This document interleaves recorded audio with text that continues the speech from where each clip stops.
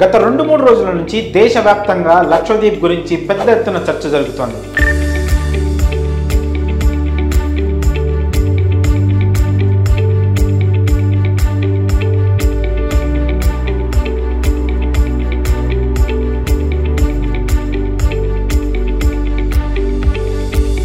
ప్రధాని నరేంద్ర మోదీ లక్షద్వీప్లో పర్యటించారు. దీనిపై మాల్దీవ్స్ మంత్రులు దారుణంగా స్పందించారు. తప్పుగా మాట్లాడారు. లక్షద్వీప్ తమ మాల్దీవ్స్కు ఎప్పటికీ పోటీ రాలేవంటూ మాట్లాడారు. ఇంకా మాల్దీవ్స్ ప్రభుత్వం ఆ మంత్రులపై చర్యలు తీసుకుంది.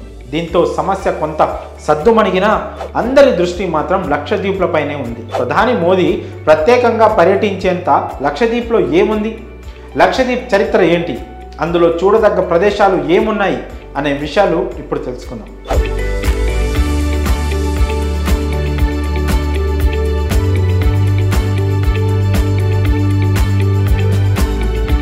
3500 ఏళ్ల క్రితం నుంచే లక్షద్వీప్లో మానవుల మనుగడ మొదలైనట్లు తెలుస్తోంది. బుద్ధుడి జాతక కథల్లోనూ లక్షద్వీప్ ప్రస్తావన ఉంది. ఇక్కడికి ఎక్కువగా ఇతర దేశాలకు చెందిన నావికులు వస్తూ పోతూ ఉండేవారు. లక్షద్వీప్ ప్రసక్తి మొట్టమొదటిసారి 1వ శతాబ్దంలో వచ్చింది. గ్రీక్ నావికుడు తాబేలు మూపురంలా ఉందని ఆ ద్వీపం గురించి అన్నాడు. 1100 కంటే ముందు కులశేఖర వంశం ఏలుబడిలో లక్షద్వీప్ ఉండింది.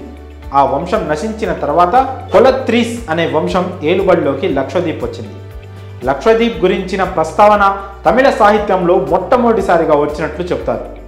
ఒకప్పుడు పల్లవుల ఏలుబడిలో ఈ ప్రాంతం ఉన్నట్లు చరిత్ర చెబుతోంది. చెర, సంగం, పాటీరు పట్టుల ఏలుబడిలోనూ లక్షద్వీప్ ఉండింది. 661వ సంవత్సరంలో ఉబైదుల్లా అనే వ్యక్తి ద్వారా ఇస్లామిక్ లక్షద్వీప్లోకి అడుగుపెట్టింది. 16వ శతాబ్దంలో లక్షద్వీప్ కన్నౌర్ రాజ్యంలోకి వెళ్ళిపోయింది. ఆ తరువాత 1787లో అమీనీ ద్వీపిలోని ద్వీపాలు అన్నీ టిప్పు సుల్తాన్ ఏలుబడిలోకి వెళ్ళాయి. 1956లో రాష్ట్రాల విభజనతో మలబార్ జిల్లా నుంచి లక్షద్వీప్ వేరుపడ్డాయి. అప్పుడు కేంద్రపాలిత ప్రాంతంగా మారిపోయాయి.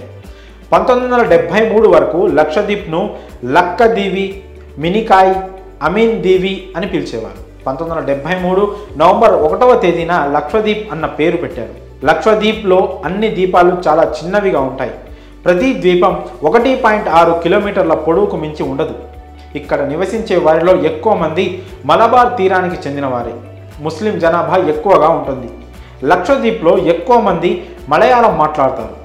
లక్షద్వీప్లోని మినీకాయ్లో మాత్రం సింహాళం మాట్లాడతారు. అంతేకాదు హిందీ మాట్లాడే వారు కూడా ఇక్కడ ఉన్నారు. జనం ఎక్కువగా కొబ్బరి సాగుతో జీవిస్తున్నారు. కొబ్బరి సాగుతో పాటు చేపల వేట కూడా ప్రధాన ఆదాయ వనరుగా ఉంది. లక్షద్వీప్లో కొబ్బరి చెట్లతో పాటు చాలా రకాల వృక్ష జాతులు కూడా ఉన్నాయి. ఇక్కడి నీటిలో షార్కులు, బోనిటాస్, టూనాలు, స్నాపర్స్, ఎగిరే చేపలు, ఆక్టోపస్లతో పాటు చాలా రకాల జీవులు నివసిస్తున్నాయి. లెక్కల్లో లేని అనేక ద్వీపాలు ఈ సముద్రంలో ఉన్నాయి. అందుకే లక్షద్వీప్ అనే పేరు వచ్చింది. లక్షద్వీప్ పేరుతో ఇక్కడ ఓ జిల్లా కేంద్రంగా ఉంది. ప్రస్తుతం దొరికే అంకెల ప్రకారం 10 దీవుల్లో మాత్రమే జనాభా ఉన్నారు. మిగిలిన 17 దీవుల్లో జనాభా శూన్యం. ప్రస్తుతం ఇక్కడ జనాభా మొత్తం 70,000 లోపే ఉంది. అంతేకాదు ఈ దీవులు మాల్దీవ్స్లోని చాగోస్ దీవులను పోలి ఉంటాయి. మరి లక్షద్వీప్లపై మీ అభిప్రాయాలను కామెంట్స్ రూపంలో తెలియజేయండి.